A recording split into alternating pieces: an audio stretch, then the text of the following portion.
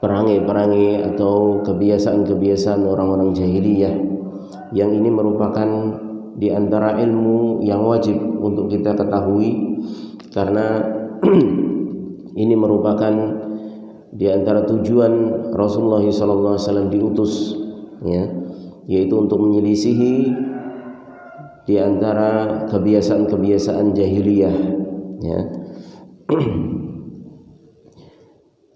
Kita sampai pada pembahasan ke 85, 86. Dua pembahasan dijadikan satu oleh penulis di sini, yaitu al-mas'alatu al-khamisah was-sadisah wa-thamanun. Jadi perangai jahiliyah yang ke 85, 86, beliau beri judul ihtifadhuhum bi atharil mu'azzamin, yaitu di antara kebiasaan orang-orang jahiliyah, yaitu mereka menjaga athar al-mu'azzamin, yaitu peninggalan-peninggalan, bekas-bekas dari orang-orang yang mereka agungkan, ya. Kalau bahasa Jawa nguri-uri, ya, nguri-uri. Tapi apa yang dimaksud nguri-uri atau menjaga di sini? Maka dijelaskan di sini at-tabarruku bi atharil mu'azzamin, ya, yaitu mereka bertabarruk. Nah, ini yang jadi masalah ini, ya.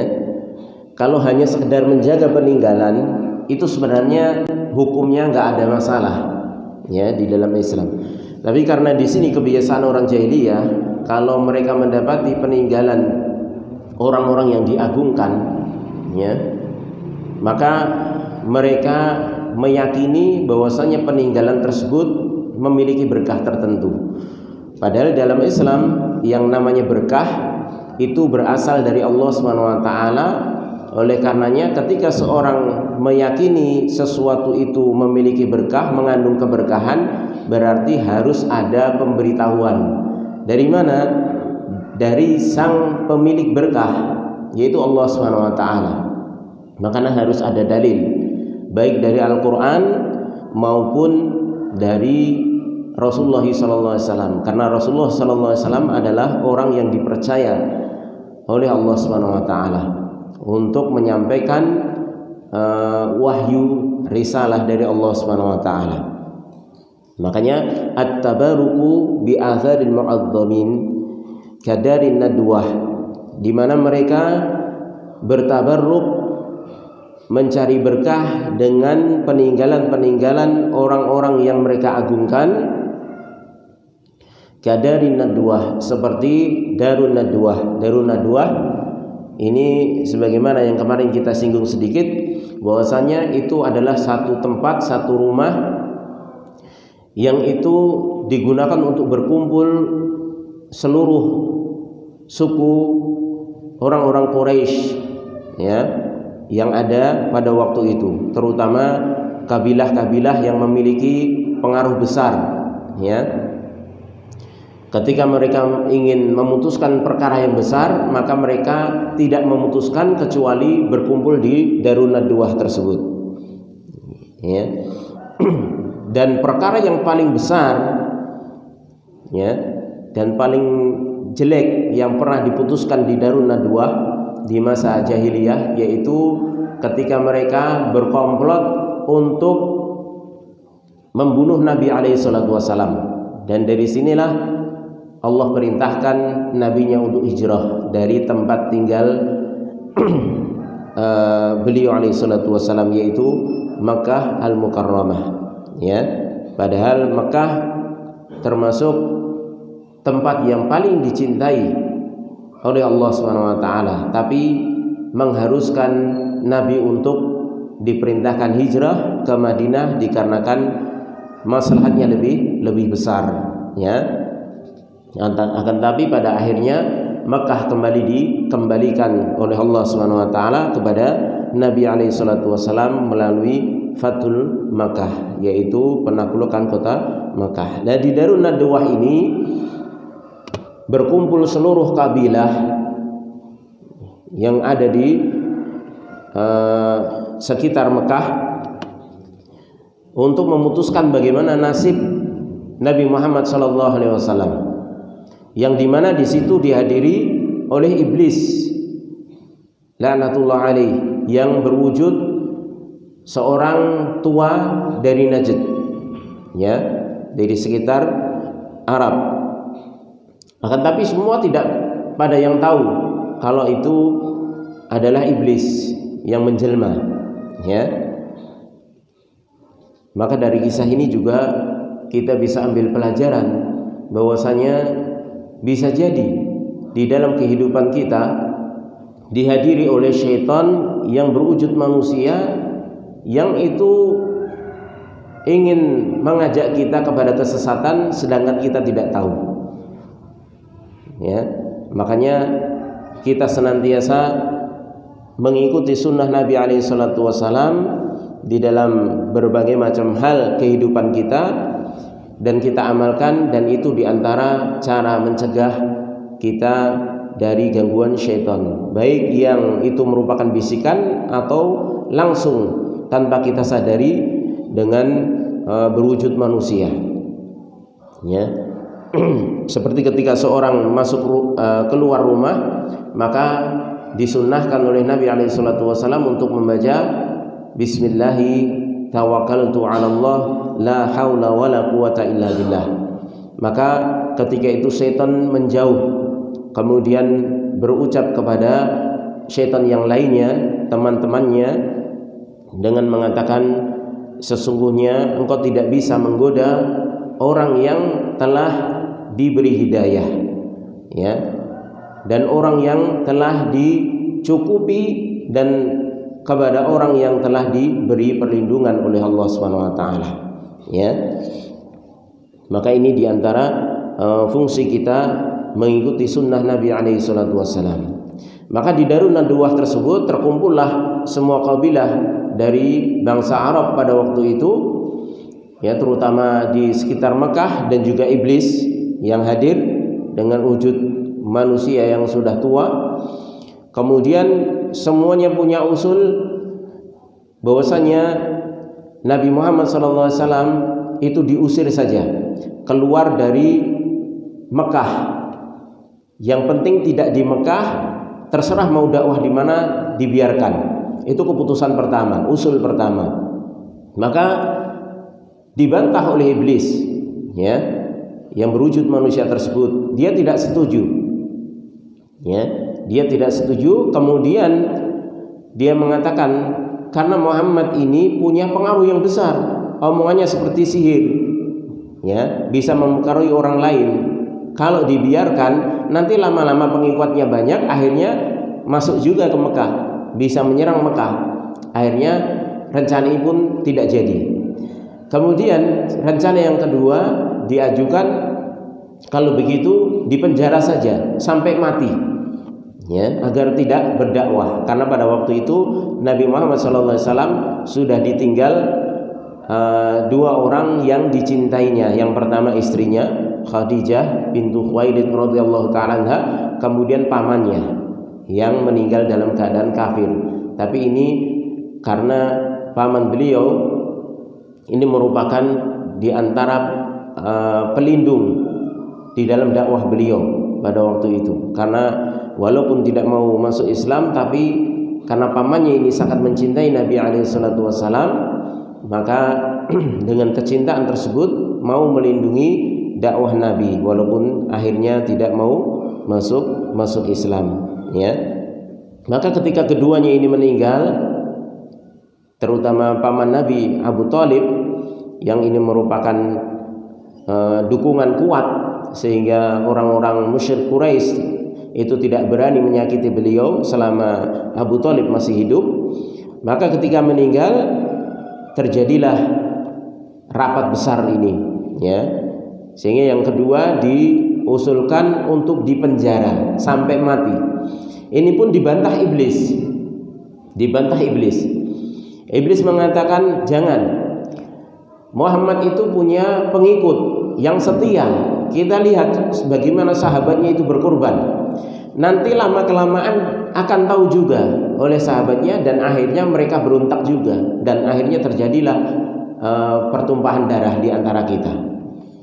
Maka batal juga rencana yang kedua.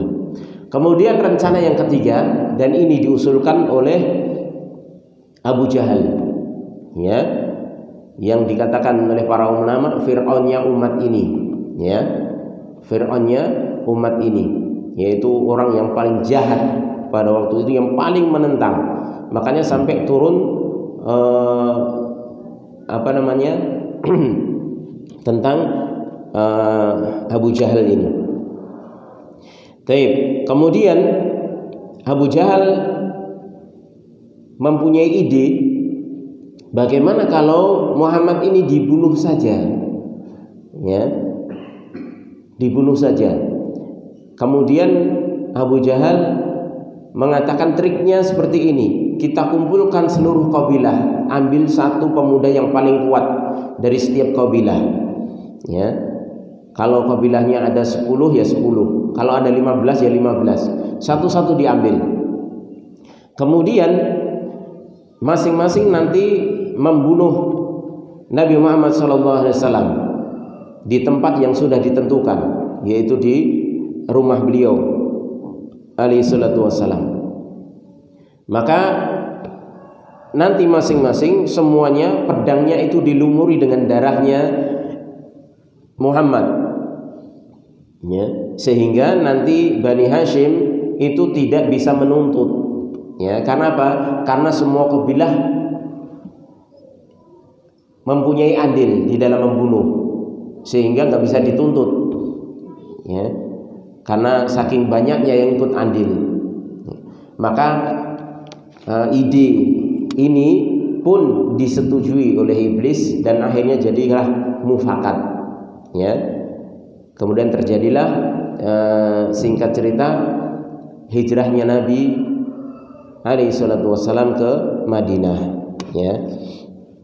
Maka Darun Nadwah ini diagungkan, ya, diagungkan, dianggap memiliki keberkahan tersendiri, dikarenakan itu tempat di mana diputuskan hal-hal yang besar, perkara-perkara besar di zaman jahiliyah.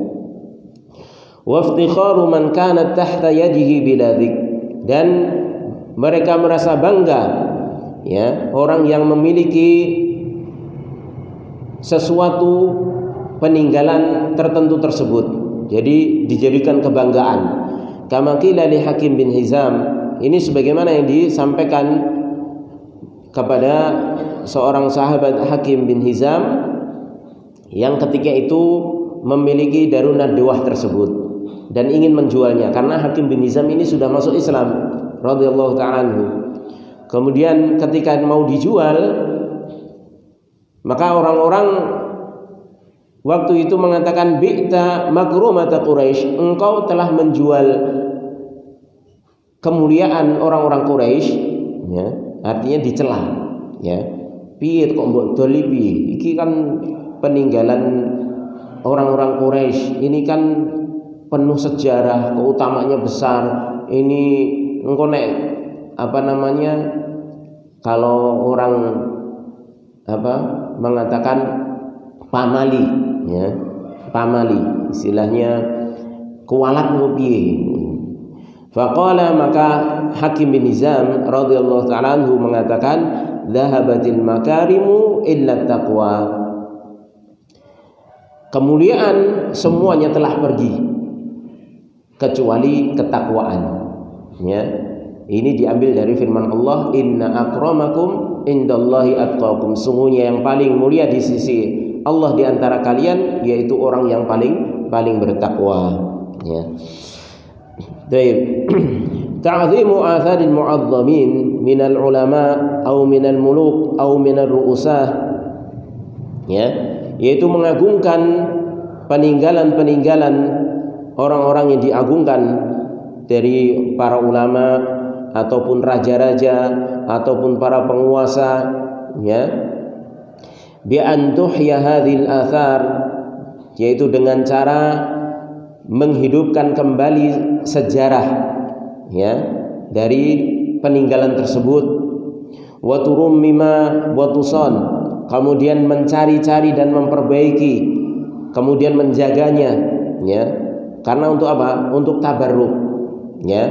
Bukan hanya sekedar nguri-uri peninggalan, bukan, tapi mereka meyakini itu ada berkah tersendiri karena ini peninggalan ulama, karena ini peninggalan seorang raja, karena ini peninggalan seorang penguasa tertentu, ya. Maka apa yang pernah ditempati, misalnya satu tempat ataupun sesuatu yang pernah dipakai oleh orang tertentu yang mereka agungkan, itu mereka anggap itu memiliki berkah, ya. Padahal nggak ada dalilnya kalau itu memiliki berkah. Karena pada dasarnya semua yang ada di muka bumi ini sama, ya. Kecuali kalau memang itu ada nasnya dari Al-Quran dan Sunnah. Kalau itu memang memiliki berkah, maka baru kita yakini itu memiliki berkah. Karena yang menurunkan berkah, yang menetapkan berkah itu Allah SWT, ya. Seperti air hujan itu dikatakan ma'an mubarakan, ya, maka kita yakini air hujan itu memiliki berkah, ya.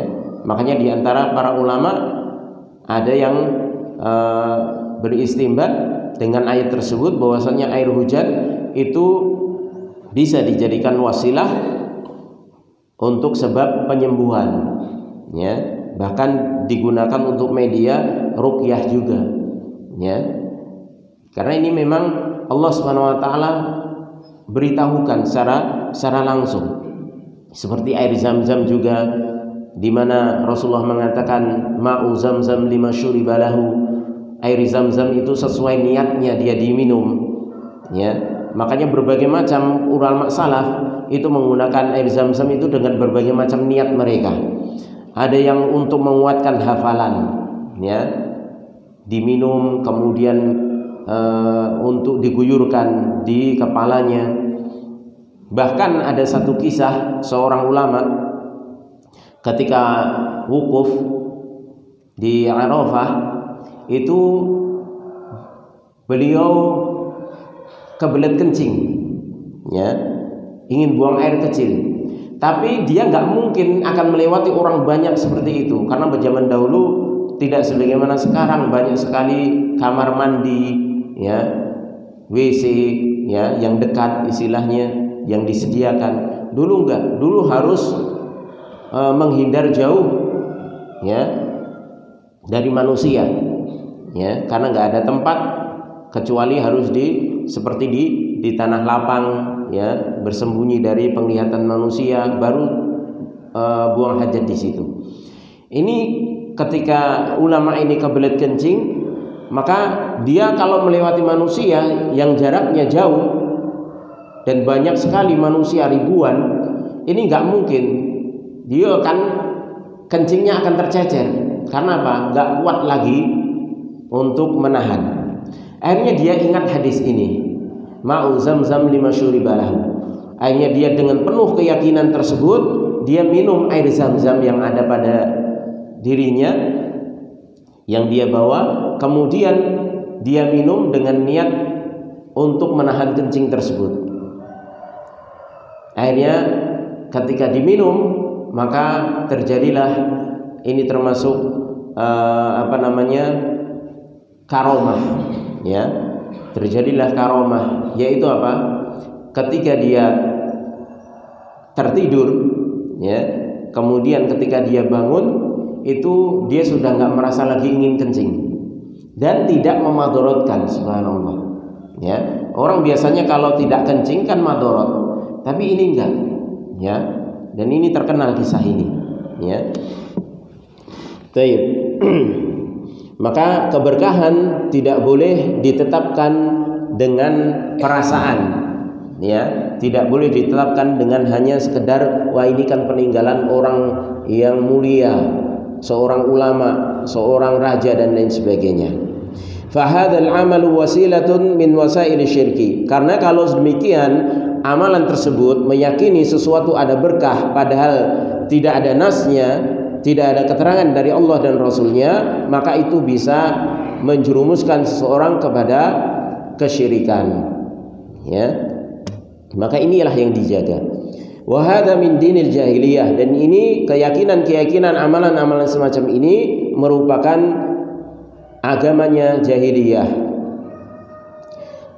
yaitu sesuatu yang diyakini oleh orang-orang jahiliyah. Li'annahu ya'ti jilun fima ba'da wa yaqulun aw yaqulu lahum syaitan inna abakum mahtafadhu bihadhil athari illa li'anna fiha barakatan wa fiha khairan. Kenapa ini dilarang dan ini menjadi wasilah kesyirikan? Karena akan datang jil, yaitu generasi setelahnya, mereka akan mengatakan atau syaitan akan mengatakan kepada mereka pada generasi selanjutnya tersebut, sesungguhnya bapak-bapak kalian, ya, nenek moyang kalian tersebut tidaklah menjaga bekas-bekas peninggalan ini kecuali di dalamnya terdapat berkah dan kebaikan. Nah, ini yang ditakutkan di dalam agama Islam. Kenapa melarang menjadikan peninggalan-peninggalan orang-orang terdahulu dan diyakini itu memiliki berkah? Karena nantinya akan datang generasi yang tidak tahu menau asal usulnya. Kenapa itu diuri-uri sehingga terjadilah penyembahan kepada selain Allah Subhanahu wa taala, ya. Dikasih sajen, ya. Padahal generasi awal enggak seperti itu, ya. Orang yang uri-uri pertama kali enggak seperti itu, tapi orang yang datang belakangan akhirnya dibisiki oleh syaitan, ya. Dan syaitan itu banyak cara, ya. Di antaranya seperti tadi, menjelma sebagai manusia, ataupun dia datang kepada mimpi, ya, pada mimpi seseorang, ya. Karena syaitan itu yajri majrad dam, ya, mengalir di aliran darah Bani Adam, sehingga syaitan itu tahu, ya, kemana kecondongan manusia, ya, condongnya manusia itu kemana. Kalau condongnya ini senengnya benda-benda yang aneh-aneh, keramat-keramat, akhirnya ya disusupi dan dibisiki lewat situ, ya, dengan mengatakan benda ini punya berkah, ya, ini dulu pernah dipakai pejuang, ya, pernah dipakai pahlawan siapa untuk mengalahkan Belanda, ditembak nggak apa-apa, nah, seperti itu. Ini jubahnya ulama ini, ya, ini memiliki berkah, kalau dipakai itu bisa tidak tersentuh api neraka. Akhirnya keyakinan-keyakinan yang menyimpang muncul, ya. Maka faya'budunaha min dunillah, sehingga diibadahi selain Allah Subhanahu wa taala. Li'anna al-jila al-awwala hayya lahumul asbaba, karena generasi pertama itu telah menyiapkan sebab-sebabnya, ya. Generasi yang belakangan karek ngunduh kesesatane, karek ngunduh penyimpangane. Generasi awal nggak sadar ini sebenarnya telah menyiapkan sebab-sebab untuk terjerumusnya generasi berikutnya kepada kesyirikan, ya. Makanya dilarang uri-uri peninggalan yang dianggap itu memiliki berkah, ya. Karena biasanya peninggalan-peninggalan semacam ini itu tidak setiap peninggalan, ya. Makanya di sini disebutkan peninggalan siapa? Atharul mu'azzamin, yaitu peninggalan orang-orang yang diagungkan, ya, seperti raja tertentu, ya. Tidak semua raja, ya. Bisa jadi di satu tempat raja sudah berganti sampai 3 kali, tapi yang paling berkesan pada masyarakat raja yang pertama misalnya, ya. Karena ini dianggap, wah, raja ini iso dadi pitu neng tinggone, ya. Akhirnya peninggalannya pun diuri-uri, ya. Ini dulu pernah diduduki raja ini misalnya, ya. Kemudian jangan diapa-apakan, ini dikasih sajen, dikasih tempat duduknya itu, ya, seperti itu. Ini pecinya, ya. Ini pecinya seorang raja ini misalnya, ya. Ini kalau dilelang sampai ada yang mau beli itu miliaran, ya, karena meyakini itu memiliki kebaikan, keberkahan tersendiri, ya, lebih istimewa dibandingkan yang lainnya. Maka inilah wasilah menuju kesyirikan, dan ini yang menyiapkan sebenarnya orang yang pertama kali. Makanya orang yang pertama kali mungkin nggak meyakini apa-apa, hanya sekedar menyimpan, ini peninggalan ulama ini saya simpan, ya. Akhirnya generasi berikutnya datang, dikira itu disimpan untuk jimat, ya.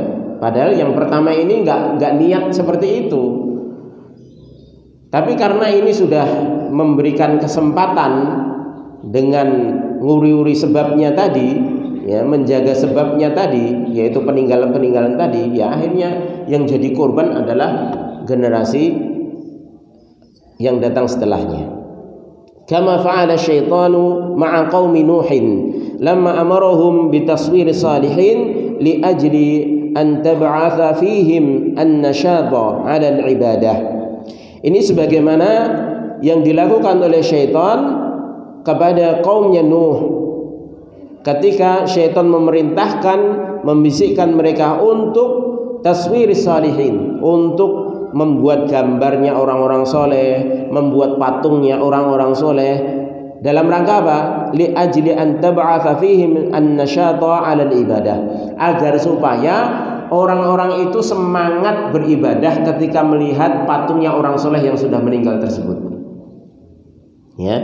Jadi syaitan ketika membisikkan untuk membuat patungnya orang soleh, untuk menggambar patungnya orang soleh, itu nggak langsung ini loh sesembahanmu, ini yang bisa memberikan keberkahan dalam hidupmu, enggak. Syaitan tahu, ya, syaitan itu lebih pintar, ya, dengan alasan-alasan yang akan diungkapkan kepada manusia dalam rangka menyesatkan manusia. Syaitan lebih pintar, ya. Makanya harus hati-hati.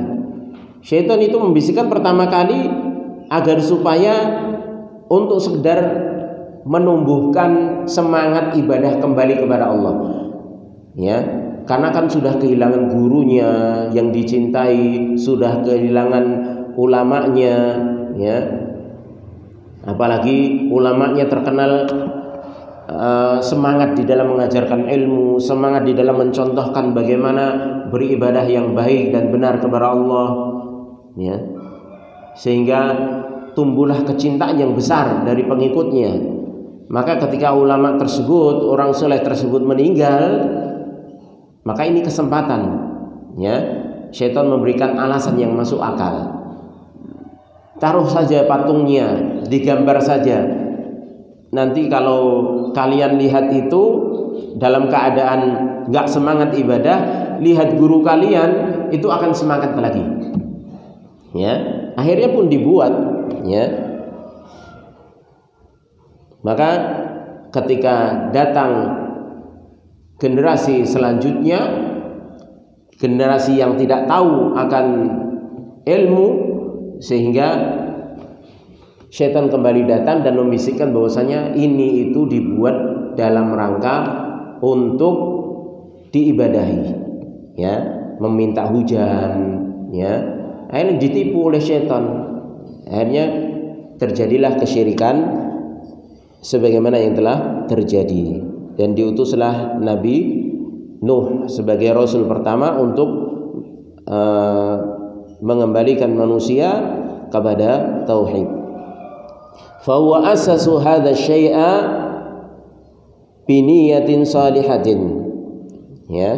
Fahum asasu hadha syai'a biniyatin salihatin.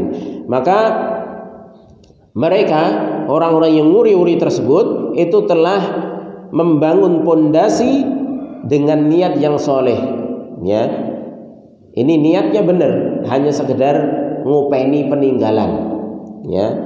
Walakin ja'a jilun juhal fa'abaduha, akan tapi datang generasi yang bodoh yang mereka akhirnya mengibadahi peninggalan tersebut. Wa hadza min fi'lil jahiliyah, maka ini termasuk perbuatan jahiliyah. Jadi kalau memang peninggalan tersebut bikin masalah nantinya, maka nggak usah diuri-uri, jual saja sudah, ya. Dan jangan diberitakan istilahnya, ini loh peninggalan bapakku, orang soleh kiai di tempat ini, ya, dan lain sebagainya. Akhirnya bikin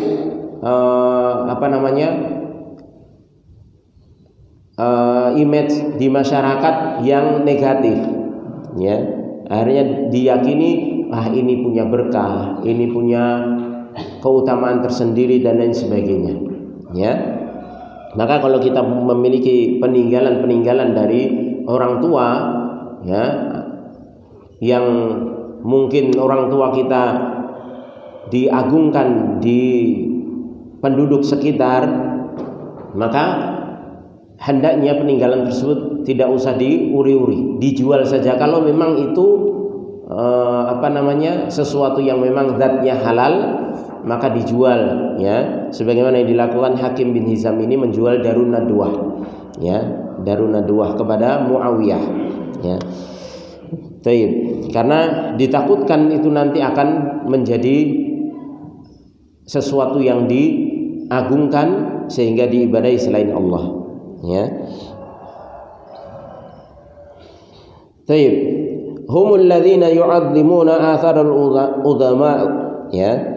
Mereka adalah orang-orang yang mengagungkan peninggalan-peninggalan orang-orang yang mereka anggap pembesar-pembesar, ya. Ini perbuatan orang jahiliyah itu seperti itu.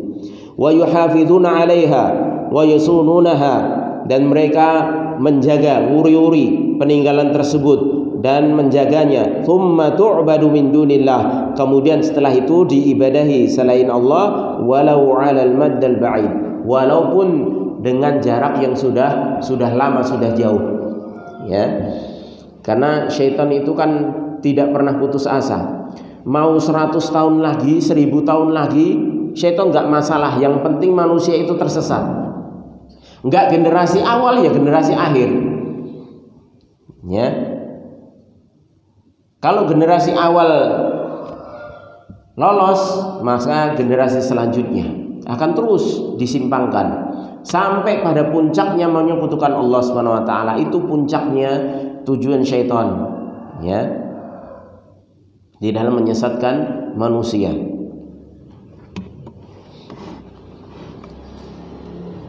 Fala yaqul qailun, maka janganlah seorang mengatakan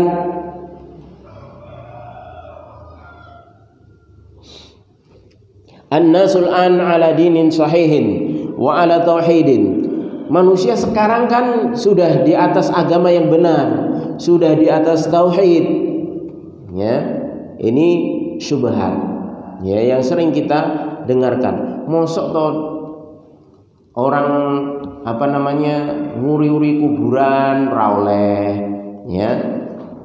Orang mungkin lah wong ameh jaluk-jaluk neng kuburan. Kata siapa? Nggak mungkin, ya. Pertama, mungkin yang dia yakini memang masih kepada Allah, ya, minta berkahnya kepada Allah, tapi di kuburan, ya. Ibadah yang dilakukan di kuburan memang tujuannya memang untuk Allah pertama kali, tapi ini sendiri sudah merupakan sesuatu yang tidak disyariatkan. Ini sudah masuk kepada kebid'ahan, walaupun belum sampai ke derajat syirik. Kalau orang masih meyakini seperti ini, artinya dia meyakini afdol baca Al-Quran di kuburan, ya. Afdol misalnya menyembelih sembelihan di kuburan. Sembelihnya dia niatnya untuk Allah, bukan untuk kuburan. Ini memang belum ke derajat syirik, tapi ini sudah bid'ah, ya. Tapi ini sangat rawan sekali, riskan sekali. Makanya kemarin dibahas tentang bagaimana hukum menyembelih di kuburan walaupun niatnya hanya untuk Allah Subhanahu wa taala, ya. Maka jangan katakan bahwasanya manusia sekarang kan sudah berada dalam agama yang sahih, agama Islam dan di atas tauhid, ya. Naqul, maka kami katakan la yaqtasirun nadharu 'ala al-waqtil hadir. Jangan sempitkan pandangan pada waktu sekarang saja. Wa innama yajibun nadharu lil mustaqbal, karena sesungguhnya wajibnya kita itu memandang jauh ke depan. Bagaimana nasib generasi kita selanjutnya? Ya, kalau kita melakukan seperti itu, ya, melakukan sesuatu hal yang itu merupakan perbuatan orang-orang jahiliyah, yang itulah cikal bakal terjerumusnya generasi selanjutnya ke dalam lubang kesyirikan. Ma'anal hadirina la yu'manu alaihimul fitnatu aidan. Ya, padahal orang-orang sekarang pun tidak aman terhadap fitnah, ya, terhadap fitnah, ya. Jadi walaupun yang melakukan itu adalah orang sekarang ini tidak melakukan kesyirikan, tapi minimalnya dia telah menyimpang dari ajaran syariat, ya, melakukan kebid'ahan, ya, walaupun belum sampai ke derajat syirik, ya. Kalau yang sekarang saja sudah melakukan sesuatu hal yang tidak dituntunkan oleh syariat, lalu bagaimana lagi generasi selanjutnya yang dapat peninggalannya tersebut? Ya, maka ini harus hati-hati. Lakinnal mustaqbala asyad, akan tapi yang mustakbal untuk jangka panjangnya, untuk kedepannya itu lebih berat lagi, ya, karena bisa terjatuh ke dalam kesyirikan tadi. Fala yajuzul inayatu bihadil athari, maka tidak boleh menguri-uri, ya, menjaga dengan keyakinan itu memiliki berkah terhadap peninggalan tersebut. Wa ma halakatil umamu illa bimithli hadza, dan tidaklah umat-umat terdahulu itu binasa kecuali dengan semisal ini. Artinya dengan semacam ini tadi, nguri-uri peninggalan yang diyakini itu memiliki berkah tersendiri, padahal itu tidak ada dalilnya. Yang pertama, hanya terjerumus ke dalam sesuatu yang tidak disyariatkan, tapi yang selanjutnya ini yang lebih parah, ya, terjatuh ke dalam kesyirikan. Wa huwa annahum adzamu athara kubaraihim, yaitu mereka mengagungkan peninggalan-peninggalan pemimpin-pemimpin mereka, orang-orang yang mereka muliakan, hatta sarat authanan fil mustaqbal, sehingga sampailah peninggalan tersebut dijadikan sesembahan selain Allah pada masa selanjutnya. Fal wajib 'alal muslimin at-tanabbuhu li hadzal amr, maka wajib bagi kaum muslimin untuk memperhatikan betul, waspada terhadap perkara ini, ya. Jangan sampai dia menjadi penyebab terjerumusnya anak cucunya, ya, ke dalam kubangan dosa yang paling besar, yaitu kesyirikan, ya. Jangan sampai kita menjadi sebab, ya. Kalaupun toh kita tidak melakukan kesyirikan, maka ingat Nabi Ibrahim alaihi salatu wassalam pernah berdoa, ya, wajnubni wa baniya an na'budal asnam, ya Allah, jauhkanlah aku, ya, dan juga keturunanku dari menyembah berhala, yaitu menyembah kepada selain Allah Subhanahu wa taala. Ini doa Nabi Ibrahim.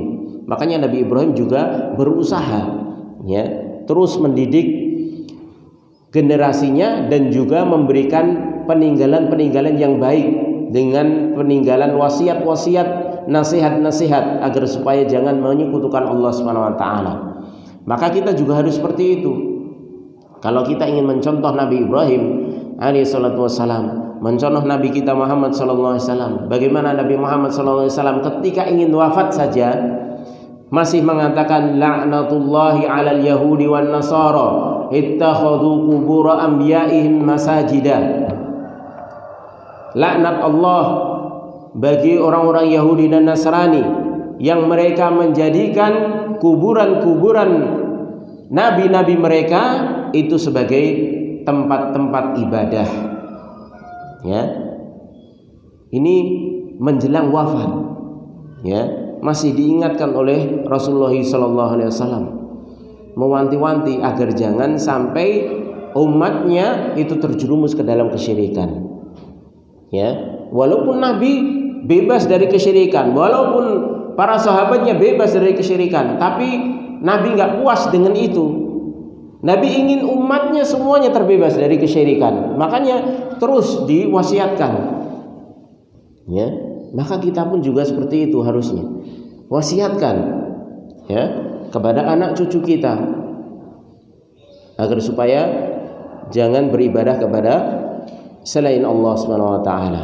Baik itu melalui zat jenis ibadahnya, ya, misalnya sholatnya untuk selain Allah, puasanya untuk selain Allah, ataupun melakukan ibadah kepada selain Allah melalui wasilah-wasilah tadi, ya, dengan meyakini tempat tertentu, benda-benda tertentu yang memiliki diyakini memiliki berkah tersendiri, ya, padahal tidak ada dalilnya. Kalau ada dalilnya nggak ada masalah, seperti tadi air Zam-Zam, kemudian tempat Arafah misalnya, memang itu berkah. Mekah misalnya, Ka'bah, ya, memang itu berkah, ya. Baik, maka tidak boleh kita mengatakan sekarang kan manusia sudah aman, sudah belajar tauhid semuanya, ya.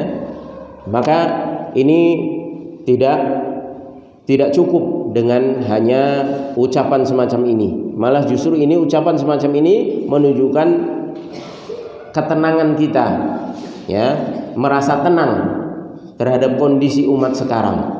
Padahal Nabi SAW sampai mati itu nggak tenang, ya, tidak tenang. Umatnya itu terbebas dari kesyirikan, itu beliau nggak aman. Makanya terus mewasiatkan terhadap hal-hal yang bisa menjerumuskan ke dalam kesyirikan. Dan ini juga didukung oleh sebuah ayat dalam surah Al-A'raf yang menunjukkan pentingnya terus belajar tauhid. Tidak hanya secara global. Kalau belajar tauhid secara global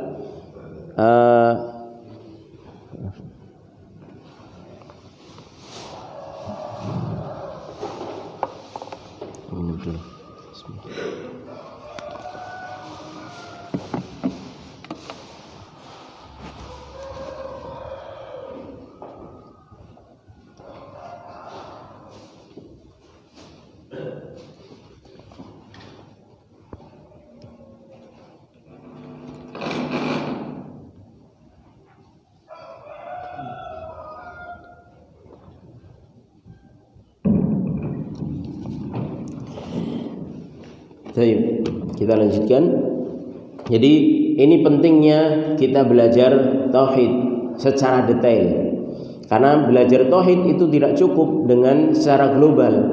Kalau secara global mungkin di dalam kajian satu pertemuan selesai masalah tauhid. Karena intinya tauhid itu beribadah hanya kepada Allah dan tidak menyekutukan Allah Subhanahu wa taala. Itu sudah selesai masalah tauhid. Tapi secara detailnya kita tidak cukup, ya, hanya sekali dua kali pertemuan. Sampai seumur hidup kita harus pelajari masalah tauhid, ya, jenis-jenis kesyirikan itu bagaimana, karena jenisnya banyak sekali, ya. Makanya kita harus terus belajar. Makanya Nabi SAW sampai sering mengucapkan doa, Allahumma inni a'udzubika an usyrika bika wa ana a'lam wa astaghfiruka lima la a'lam. Ya Allah, aku berlindung kepadamu dari menyekutukanmu sedangkan aku tidak mengetahui, dan aku meminta ampun kepadamu terhadap apa yang aku sekutukan kepadamu padahal aku mengetahuinya.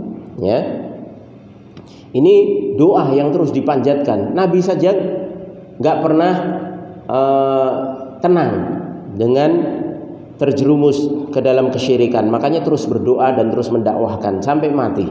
Ya, di antaranya dalam surah Al-A'raf, ya, yaitu kisah ketika Bani Israel setelah dibebaskan atau diselamatkan oleh Allah Subhanahu wa taala dari kejaran Firaun.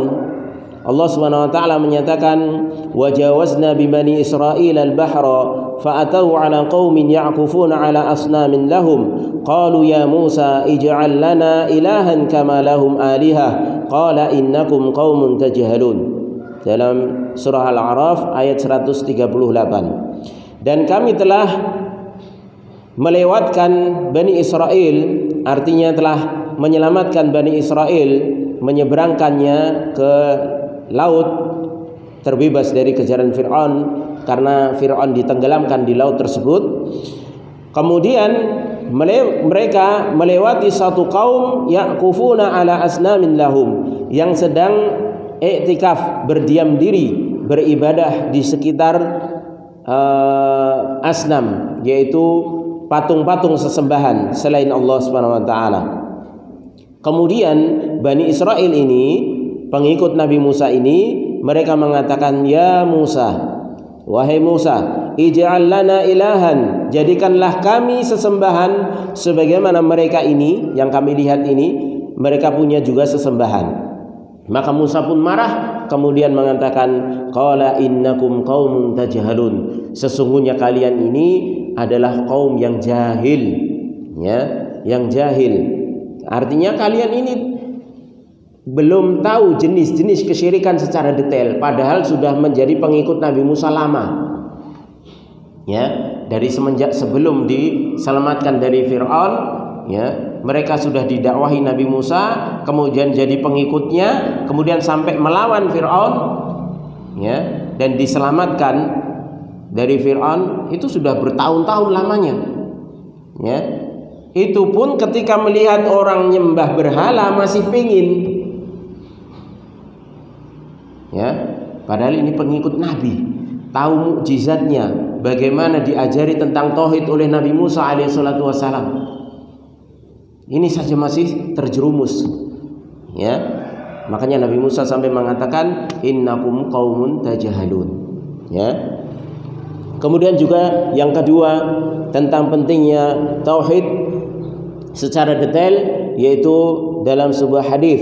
Ini kisahnya dari sahabat Nabi alaihi salatu wasalam, ya, para sahabat,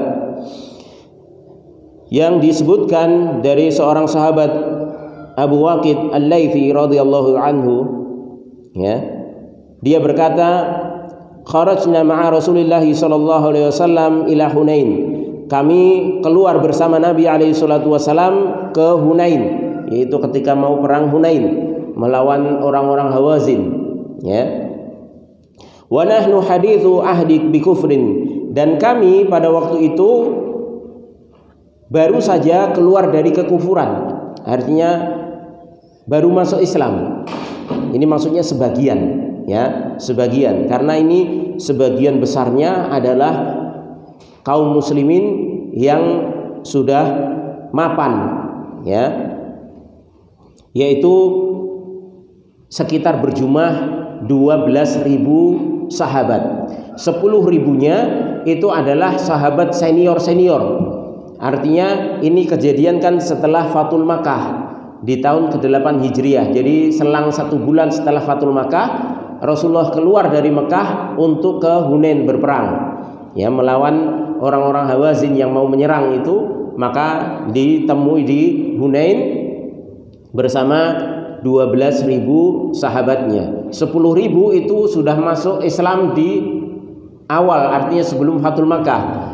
2.000-nya itu adalah sahabat-sahabat yang baru dari kalangan penduduk Mekah yang baru masuk Islam, yang ikut berperang di perang Hunain ini. Ya, maka walil musyrikina sidratun ya'kufuna indaha.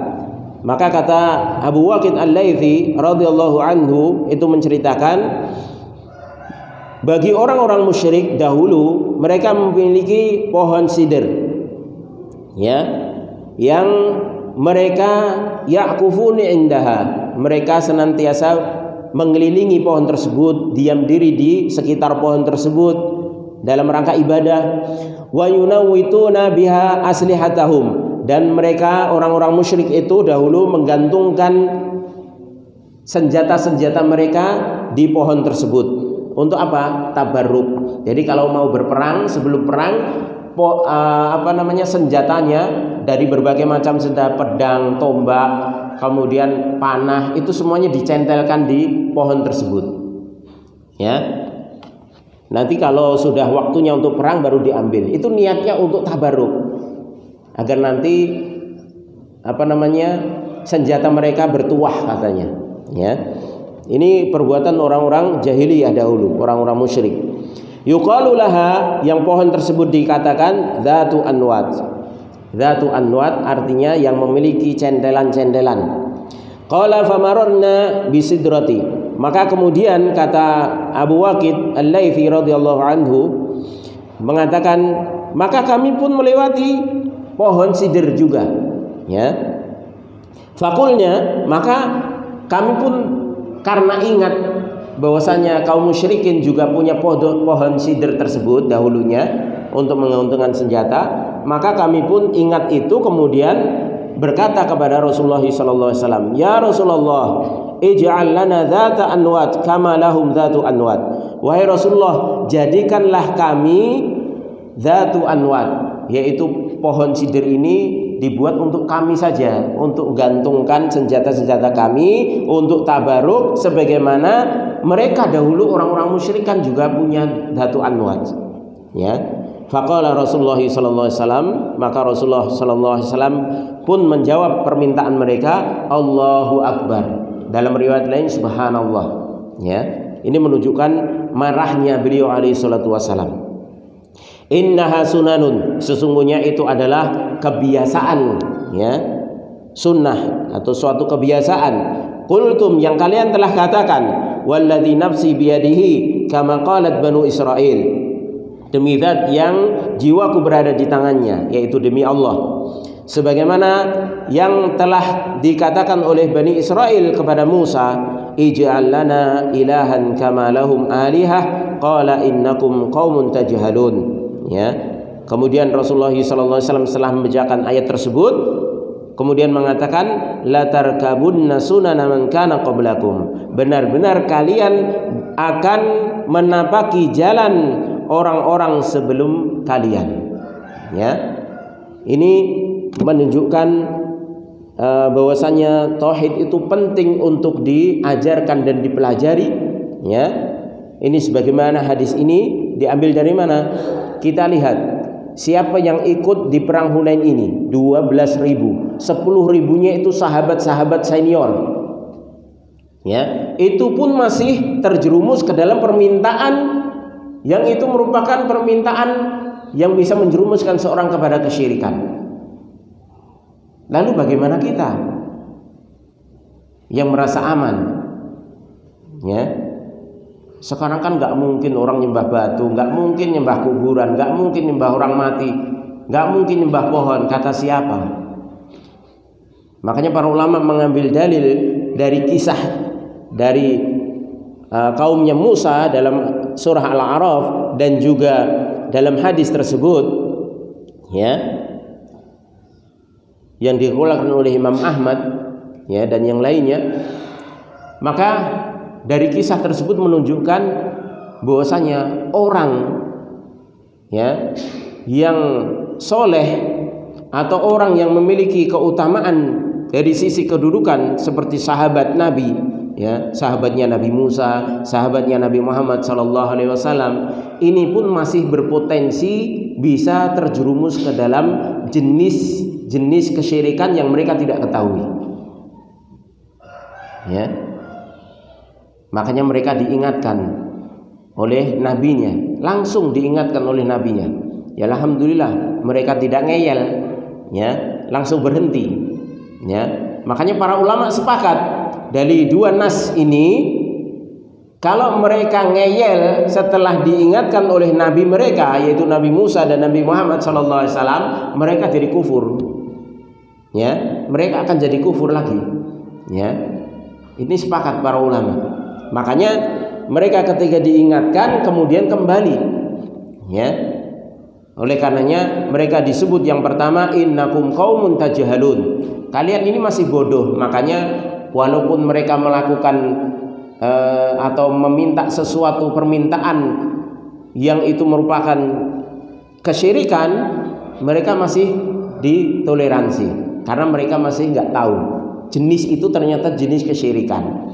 Demikian juga para sahabat, ya, karena mereka masih disebutkan nahnu hadithu ahdi bi kufrin, karena sebagian mereka masih baru di dalam Islam.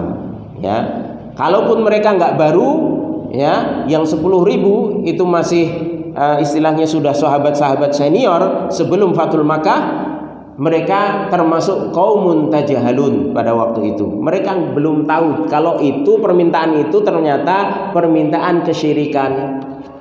Ya, maka itu masih ditoleransi, masih dimaafkan. Ya, makanya inilah pentingnya kita untuk terus belajar tauhid secara detail. Ya, untuk belajar tauhid secara detail. Ya, tidak hanya cukup secara global. Ya, makanya jenis-jenis yang bertentangan dengan tauhid itu banyak sekali, perlu kita pelajari. Ya, dan terus kita berdoa kepada Allah Subhanahu wa taala, ya, agar supaya ketika kita terjerumus ke dalam kesyirikan yang tidak kita sadari, kita dimaafkan. Ya, sebagaimana yang dilakukan oleh dua kelompok sahabat ini, yaitu sahabat Nabi Musa dan sahabat Nabi Muhammad sallallahu alaihi wasallam. Ya. Taib. Wa dzakara Syekh syahidan lidzalika darun nadwah fi Makkah. Dan Syekh Muhammad bin Abdul Wahhab rahimahullah itu menyebutkan syahid atau dalil tentang tidak bolehnya atau yang itu merupakan kebiasaan orang-orang jahiliyah di dalam nguri-nguri peninggalan dan mencari berkah di dalamnya itu dengan Darun Nadwah ketika yang berada di Makkah, sebuah bangunan tempat tinggal yang disebut Darun Nadwah, tempat bermusyawarah. Wa hiya makanun yajtami'u fihi akabiru Quraisy, yaitu tempat yang berkumpul pembesar-pembesar Quraisy litasyawuri fil umuril muhimmah, dalam rangka bermusyawarah pada perkara-perkara penting.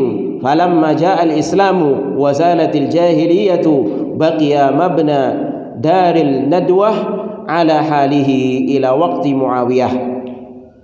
Maka ketika Islam datang dan hilanglah kejahiliyahan, ya, zaman jahiliyah sudah hilang, kemudian tetaplah Darun Nadwah, bangunannya masih tetap sebagaimana asalnya, belum dirubah sampai zaman Muawiyah.